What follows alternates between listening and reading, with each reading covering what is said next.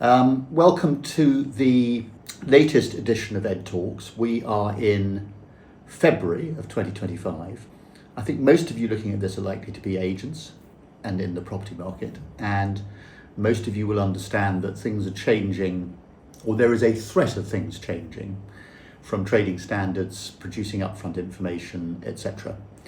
And the word on the street is that come June, I know it's been part of what agents have been meant to be doing for some time, but come June, trading standards are looking to hang someone out to dry is probably a bit strong, but they're going to be looking to make sure that people are definitely being compliant. So when it comes to producing upfront information or speeding up transactions, saving fall-throughs, it all comes under the same umbrella for estate agents.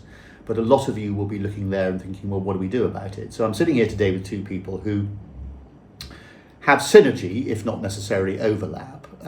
Hussein here is from Homey, which is effectively an end-to-end tech platform which aims to speed up transactions and communication.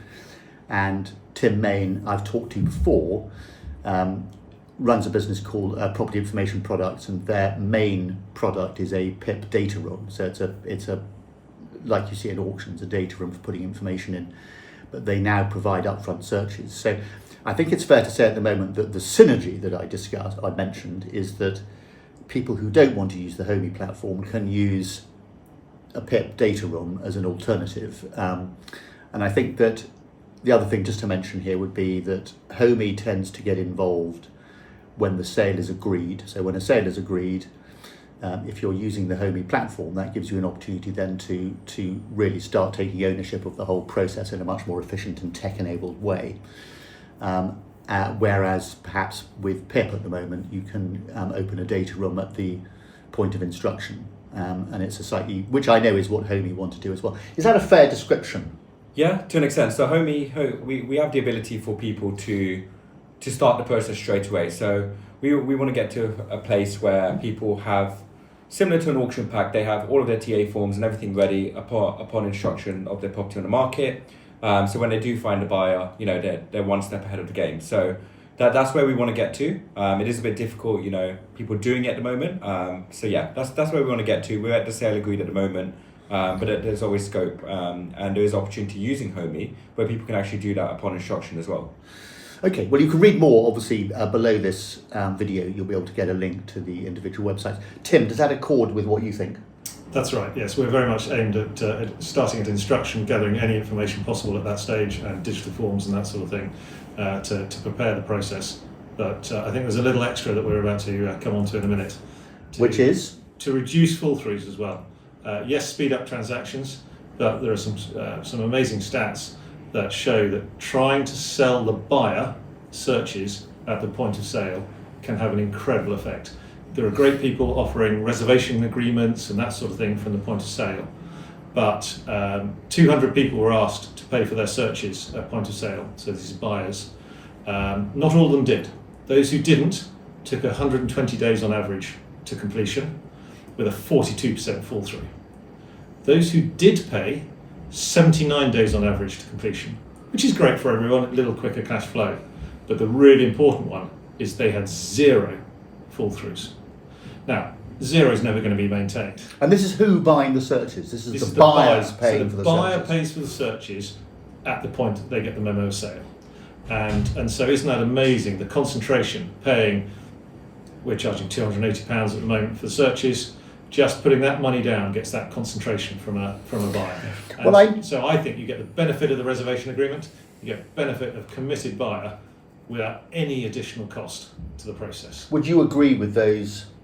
Well, you don't necessarily need to agree with the exact stats, but is that what you're finding with Yeah, what you do? So I think if people show commitment and people are buying these searches and getting this information out, it shows to an agent and it shows to a vendor that they are serious and they're willing to put down money for the property. But yeah, I think that's the only thing. I think the only thing, and you may be able to explain this in a bit more detail for the people viewing, is a lot of people, and some people have come back to me and said, is it dependent on the searches or is it depending on the solicitor that you're using? And that's the question we get quite a bit.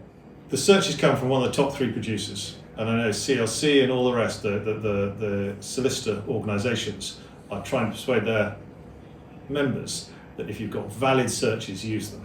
The only reason a solicitor won't possibly accept a valid search, and we've all had fall-throughs and sold them on to the buyer, the next buyer. So, it's a process. But the tech now exists to get hold of searches much more quickly, doesn't it? I mean, it is much easier to get searches than the searches can come through, but sharing them is the important thing. Yes. I think what Hussein was hinting to there is some solicitors, because they might get a margin on the searches, want to do their own.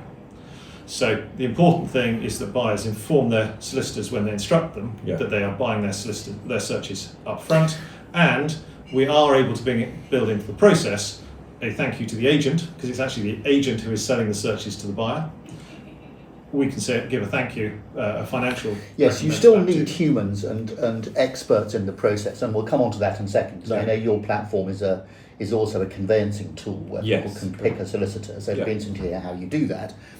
There was a very unhelpful piece in Property Industry Eye and various other trade websites yesterday talking about, I can't remember who the organisation was. Can you remember which solicitors' organisation it was? No, I can't remember which one it was, because Law Society hadn't responded, but it was basically solicitors refusing to digitise. Well, it was the fact that the government, I suppose the other thing that's worth mentioning here is that the government have said, as they're saying a lot of things at the moment, that they want to digitise the process. It's very easy to say, quite a different thing to do, and clearly you guys, people like Homey, will be at the forefront of doing that. Sure. The frustrating thing about this piece, and you can read it from Property Industry Eye. What's the date today? It was in yesterday, wasn't it? So today's the 12th of February, so it was the day before yesterday, was it? So Monday the 10th. Which I did feel slightly unhelpful in that there are a lot of solicitors around who feel, no, we're solicitors and we should be doing this. They were talking about how estate agents make more money out of the process, forgetting that the process with estate agents with commission is that a lot don't go through, they don't get the money, they have to invest to accumulate, whereas solicitors get paid for their time regardless. It was a slightly frustrating piece. If you're trying to find a solicitor as part of this process, and you just mentioned, Hussein, that getting a decent solicitor is part of it. How do you get solicitors on your panel, your conveyancing panels? Yeah, of course. So I mean, look, it's very simple. You will have a lot of people that are resistant to using digital platforms, but for us, it's about showing. You mean solicitors who are yeah. resistant? Yeah. So I guess it's just about showing the value. So one of our key values, and one thing that really engages the solicitors in there, is the onboarding tool. So at the moment, what you'll find is a lot of solicitors, they'll post, TA forms to you, they'll send them to you, you have to print them out, scan them. By the time that whole process happens, you're talking 2.5 weeks, right? And by that time, something could fall through, something could change, mortgage offers can be retracted. And what Homey allows them to do is all of the TA forms and all of the forms that a solicitor requires, client care letters, etc., actually built in to the system and customizable depending on the solicitor. So we're actually reducing all of that 2.5 weeks, 3 weeks down to only 24 hours. So clients are completing all of their TA forms and all of their onboarding forms. But how do you find the solicitors that are on your platform? I'm assuming that agents, if they want to, can use their own solicitor as long as their solicitor uses the platform. That's correct. So agents can bring their own solicitors on the platform if they want to use the Homey system. I guess finding the solicitors is very simple. We don't go out and fish for solicitors. We'll post the benefits of Homey and we'll post what it's creating. The time saving, the fall through rate saving, etc. And we naturally have solicitors coming to us and saying, I think it's time that we have to do this. That's quite reassuring, the fact that solicitors are beginning to come to you, so we'd like to be a part of it. That's the good thing, and that's the beauty of Homey is, we don't have to go out and get that business. That business is naturally coming to us because people, everyone in the property industry, their biggest pain point is conveyancing. And if we can solve that issue together and collaborate together, Homey. I'm not 100% sure I agree that it's the big. It's certainly one of the ones that solicitors and estate agents. I know I was an estate agent for over 40 years, so I know exactly what the pain point is. Yeah. A lot of solicitors get pissed off with agents because they think they're earning too much, and they keep ringing up and saying, "How's it going? How's it going? Yeah. How's it going?" And there is clearly a level of expertise which is required from a legal mind to sort things out properly, because that's what you're paying for, is to make sure that the title's valid, etc., etc. I think the difficulty is, and the frustrating thing, maybe it's like life itself, is that older people don't like dealing with tech so much, and maybe it's the new solicitors coming through that are going to be the ones that are going to embrace it more. I think this article on Monday really brought it out, is that there are lines drawn between solicitors and agents before they started. And this was just saying, digitise the process. Nobody was saying change the process. Nobody was saying doing anything else. It's just receive things by email digitised rather than... Yes, I read your comment underneath the piece actually. That is exactly what you said. It is time for solicitors and agents to sit down and say, we work in the same business. I don't think you're going to get solicitors and agents to sit down. That's not the way it works, which I think is why the government getting involved. I mean, I think a lot of the stuff that the government is proposing, I mean, we can talk about ROPA, which is a completely different thing with agents. I don't think that's a good idea. I think agents have quite enough regulation and stuff to go through. They just want to be able to get on with their job and not be regulated more. But I think in terms of the process, the frustrating thing is that more people aren't engaging with tech. And I really hope that this but this watershed in June, when some estate agents are going to be found to be wanting when it comes to complying. And to my mind, any estate agent needs to do is to engage with a process, in which case when trading standards look at them, they're going to say, well, these guys are doing something, they're not doing nothing. And I think it's the people who are doing nothing that are going to be in trouble. Well, I'm pleased to have some positive news on that, because trying to sell or encourage agents to use, say, data rooms, which everyone says is a great idea, but actually getting to the press... Well, it works for auctions, so why shouldn't it work for private treaty? They just didn't see the direct benefit 3 or 4 years ago.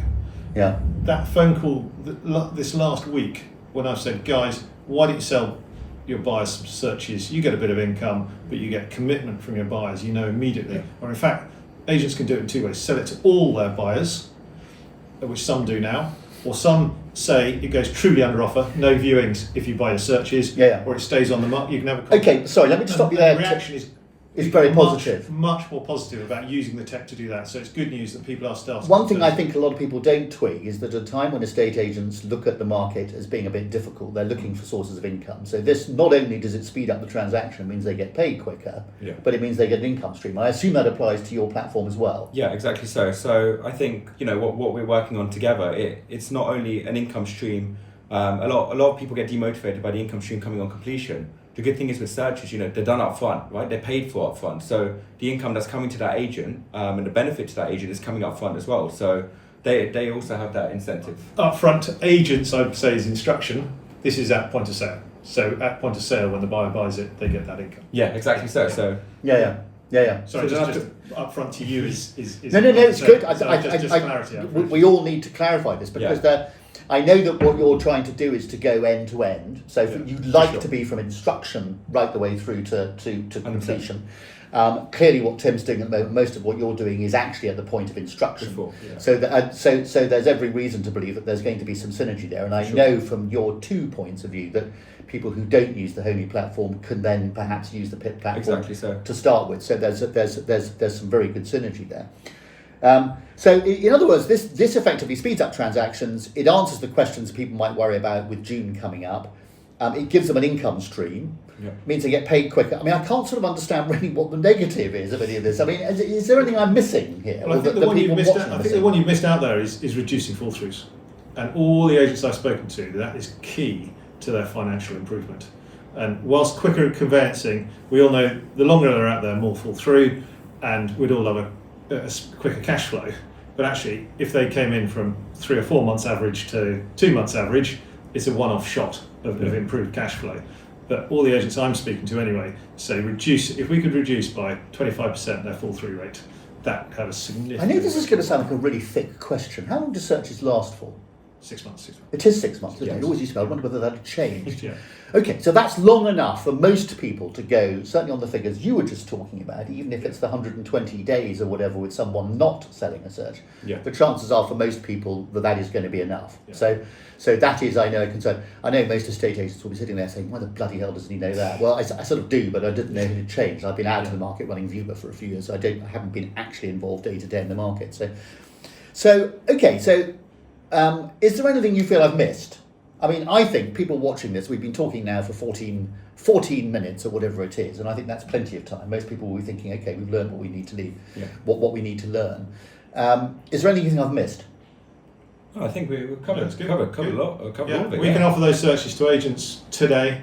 Get in touch with Homey or PIP, and we'll get you on the way. I think the only thing that I would add to what you've both said, which I think has been great, I think it really sets it out quite clearly, is that one of the reasons I used to be given for fall-throughs happening so often was communication.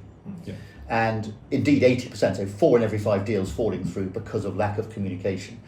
The one thing that tech does, whether it's a platform or whether you're using a PIP data room, is it communicates whenever something happens in the process. Everyone knows about it. Correct. And that to me is a very useful bit of the tech process. Yeah. I know from my own point of view at Viewber, where we've automated the viewings process, how incredibly important it is to put tech into human processes. So I really hope that the estate agents watching will think to themselves, go and have a look at Homey and Pip, and the links will be below here. But I really hope if there are any solicitors watching this, I don't want solicitors to get resentful about this potential change. It's not a change, it is a change, but it's a positive change. For sure. And I can't see why people wouldn't. I just hope estate agents and solicitors stop trying to knock lumps out of each other and think that they're all on the same side trying to do the same thing. I had this debate with a solicitor yesterday, or a group of solicitors, and quite clearly I said, what we're trying to do is, we're not conveyancers. We don't want to get involved in conveyancing at all. All we're trying to do is get some of the information available to solicitors in one place so that they can do the clever bit of conveyancing. Which only they can do. Which You've only got they to can do. remember that is something that only solicitors can do, or a conveyancer can do. But what none of them were happy to tell me yesterday is what percentage of a conveyancer's time is spent conveyancing and what percentage is spent opening files, like Sarah's just said, or chasing information. Yeah. Basically, acting as an admin rep, and I'll say it openly on that, not conveyancing. So I believe we should be providing conveyancers with the correct information, so when they open the file, it's all available and they can charge their good rates for doing clever conveyancing that only they can do. Well, Anyone can do the collecting. Well, we Yeah, know sure. if it's a leasehold property, it's going to be more complicated. We all know that. Yeah, but that's why we go. They should be doing conveyancing and charging good money for it. Yeah. That's what I encourage the solicitors to do. Good. Okay. Well, Yeah. I think that's probably said it all. So, as I said, things will be in the links below. So please go and have a look. Thanks very much for listening. Thanks, guys. Thank you.